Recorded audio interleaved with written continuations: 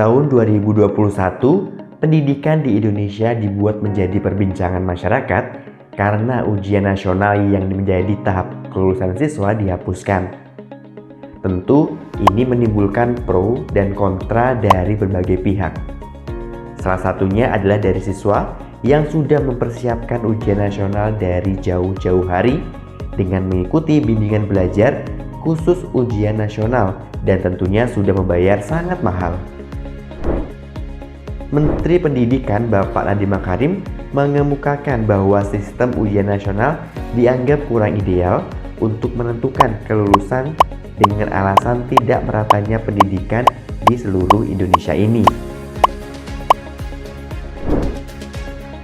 Tentu, penghapusan ujian nasional ini di samping memiliki alasan pemerataan pendidikan, hal ini juga dilatar belakangi keadaan pendidikan di Indonesia yang sangat terdampak oleh adanya penyebaran virus corona yang membuat hampir 155.000 masyarakat Indonesia meninggal dunia.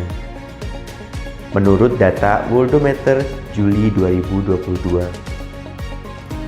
Dengan dimulainya sistem pendidikan baru, Kemendikbudristekdikti mengangkat slogan Merdeka Belajar. Apa sih merdeka yang dimaksudkan? Apakah selama ini pendidikan kita sedang dijajah? Secara tidak langsung, pola pikir kita meminta kita untuk belajar agar nilai kita menjadi bagus. Kita mengejar pembelajaran agar semua nilai akademik kita terlihat sempurna. Nah, keadaan inilah yang disebut sebagai penjajahan belajar.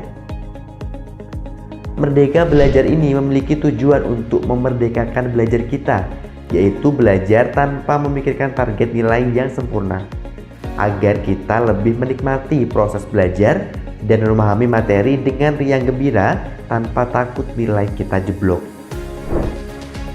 Kemudian bagaimana sih penerapan Merdeka Belajar yang akan kita rasakan dalam sekolahan?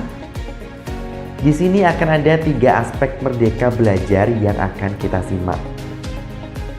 Aspek yang pertama adalah aspek ujian. Ujian nasional akan dihapuskan.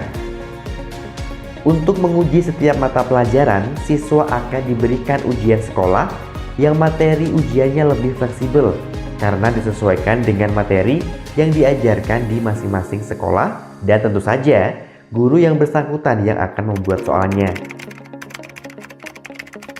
Karena ujian sekolah yang digunakan, maka nilai yang dituliskan di ijazah kita bukan hanya nilai dari hasil ujian sekolah ya, namun ada banyak aspek, mulai dari penilaian harian, penilaian sikap, tugas, dan kuis yang diakumulasikan menjadi nilai akhir kalian.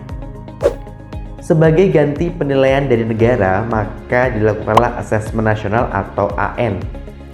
AN ini berbeda dengan UN. Jika pada UN diujikan mata pelajaran seperti bahasa Indonesia, matematika, bahasa Inggris, dan mata pelajaran UN yang lain, maka pada AN ini hanya akan ada penilaian literasi dan numerasi yang di dalamnya merupakan gabungan dari semua mapel yang diimplementasikan dalam kehidupan sehari-hari. Di samping itu, pemerintah juga mengadakan survei karakter yang bertujuan untuk mendapatkan referensi bagaimana pemerintah harus membuat kebijakan khususnya pada bidang pendidikan untuk kedepannya. Hasil nilai dari AN tidak digunakan untuk kelulusan atau kenaikan siswa, namun hanya sebatas informasi pemetaan pemerataan kemampuan siswa di setiap daerah. Aspek yang kedua adalah pengajaran. Dalam aspek pengajaran, siswa akan mendapatkan banyak sekali perubahan agar lebih merdeka. Kegiatan belajar yang selama ini dilakukan secara tekstual di dalam kelas akan bertransformasi lebih fleksibel, di mana pengajaran bisa dilakukan di luar ruangan dengan materi berbasis project by learning atau pembelajaran berbasis project. Hal ini tentu saja bisa dilakukan oleh beberapa pelajaran yang bergabung menjadi satu proyek. Misalnya saja proyek membuat yogurt yang dilakukan di lab IPA. Pembuatan yogurt tentu saja menggunakan bakteri tertentu yang merupakan bagian dari mata pelajaran IPA. Selama prosesnya, mata pelajaran prakarya khususnya pada materi pengolahan bahan nabati bisa mengambil penilaian dari proses ini.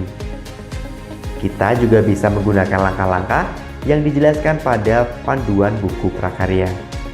Setelah menjadi produk dan kemudian siswa membuat laporan secara tertulis, hal ini merupakan bagian dari mata pelajaran bahasa Indonesia, khususnya pada materi teks laporan.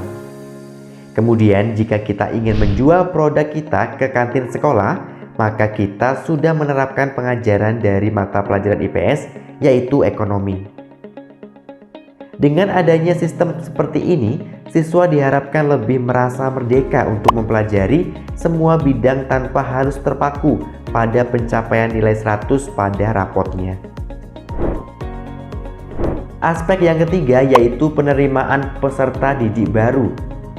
Jika pada sistem sebelumnya, sistem zonasi mengambil porsi terbanyak, bisa mencapai 80% dari total penerimaan siswa baru.